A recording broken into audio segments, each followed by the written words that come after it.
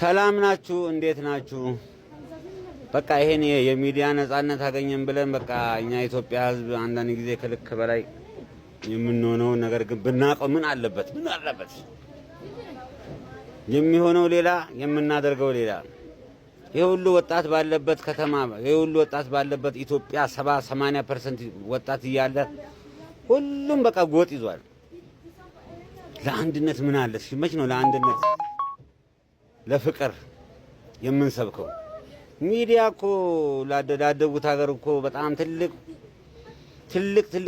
ስራ ነው የሚሰራበት። እኛ ጋስ ሰው ማማት፣ ሰው መተቸት፣ መንግስትን መቃወም ምናምን ካልሆነ ለምን ይሄ ሚዲያ ቢዘጋለኛ እንደው ምርጥ ነው ባይ ነኝ። ሀገርን ማንጠቅም ከሆነ እንደዛ አይሻልም ጎበዝ?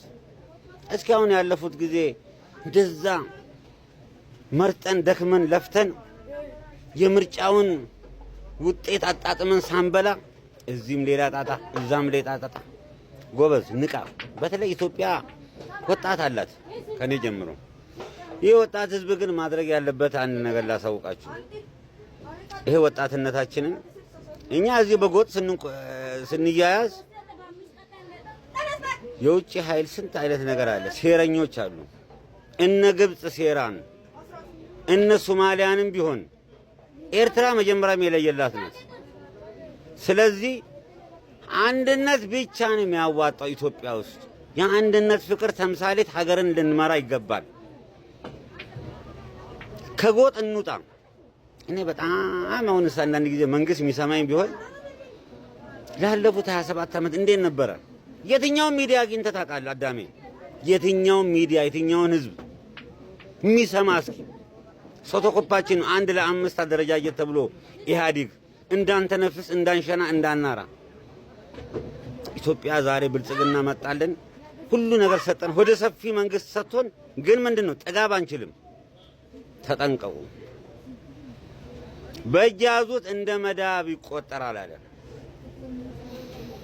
ሚዲያ የምንከታተል ከሆነ ከኢትዮጵያ ውጪ ሰላም እንደሌለ ወቁ። ኢትዮጵያችን ግን ሰላሟንም አታውቁ። ይሄ የውጪ አቀንቃኞችን የኤርትራና የግብጽ ተላላኪን ህዝብ ተሸክመን አጀንዳ እዚህ አትፍጠሩ። በተለይ የኢትዮጵያ ህዝብ ወጣቶች ንቃ። ከዘረኝነት ቀንበር ውጣ፣ ከብሔር ቀንበር ውጣ። ድሮ የምንኖረው በፍቅር ነው። ዛሬ የምንኖረው ፍቅር፣ ወደፊትም መንግስቶቻችን እየሰሩ ነው። እኛ ልናፈርስ ነው እንዴ? እንስራ፣ እናገዛቸው።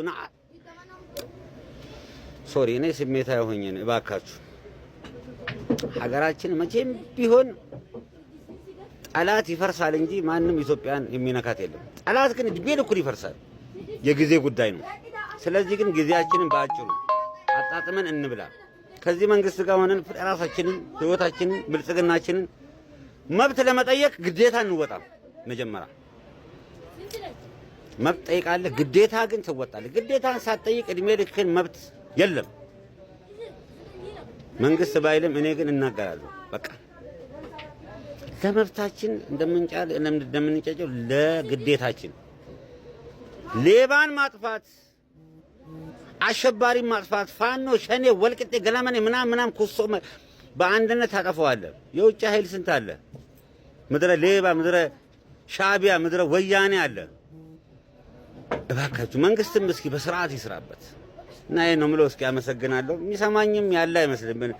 ይሄ ህዝብ መቼ ደንቁሯል። አላህ ከድንቁርና ያውጣን ሁላችንንም።